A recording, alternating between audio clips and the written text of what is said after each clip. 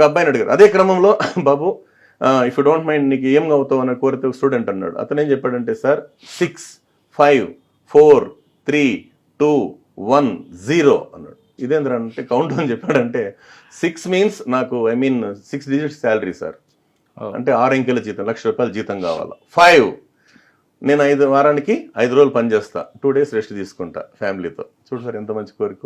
4 4 చక్రాల కారు కావాలి. 3 3 bedroom flat, ఒకటి నాకు నా భార్యకి, మా అమ్మ నాన్నకి, నా బిడ్డలకి. 2 ఒక అమ్మాయి ఒక అబ్బాయి. 1 ఒకే పెళ్ళాం. 0 టెన్షన్ లేకుండా బతకడం. చిన్నప్పటి నుంచి సార్, అందుకే ఏం చెప్తున్నాము, 10th class, intermediate first year and second year, ఈ 3 సంవత్సరాలు ఎవరైతే హార్డ్ వర్క్ చేస్తారో 30 సంవత్సరాలు మహారాజులాగా మహారాణిలాగా బతుకుతారండి. ఇది పెద్దవాళ్ళు చెప్పిందే. నేను చెప్తాను, ఏదైతే నువ్వు ఇష్టపడతావు అది నీకు వెనకటికి ఇన్స్టాల్మెంట్ లైఫ్ లేని బతకచ్చు కదా సార్, ఇన్స్టాల్మెంట్ లేని లైఫ్.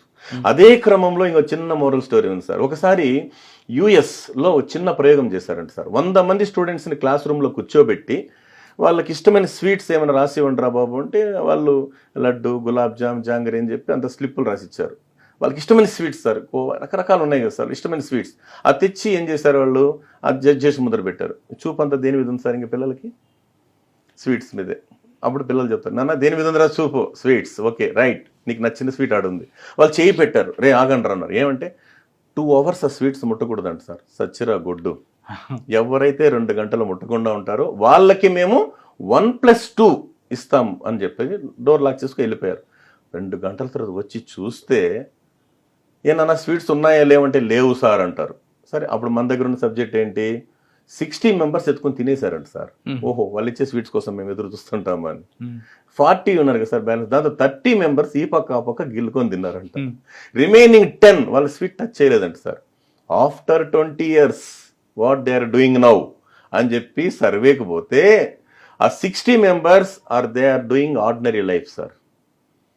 ఆ 30% గిల్లుకొని తిన్నటువంటి వాళ్ళు government salary and corporate salary.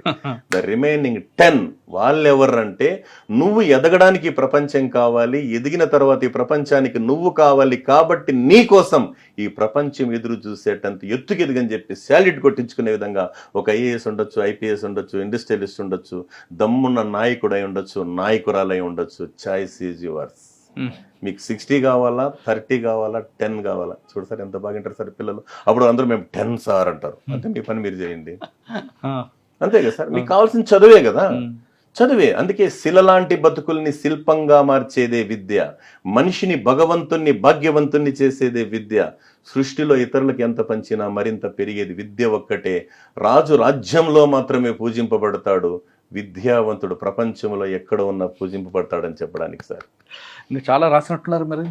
అంటే ఉన్నాయి సార్, చెప్పండి. అందులో బాగా నచ్చింది చెప్పండి. బాగా నచ్చింది స్వచ్ఛ భారత్కి సంబంధించి హైదరాబాద్లో ఉన్నటువంటి విశ్రాంత ఈఎస్ఐ అధికారి శ్రీ కేఎల్ కామేశ్వరరావు గారు సార్.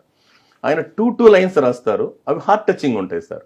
ఆయన రాసింది ఏంటి, బలహీనతకు అందమైన పేరు హాబీ, హాబీ ఒక్క ముళ్ళ గులాబీ.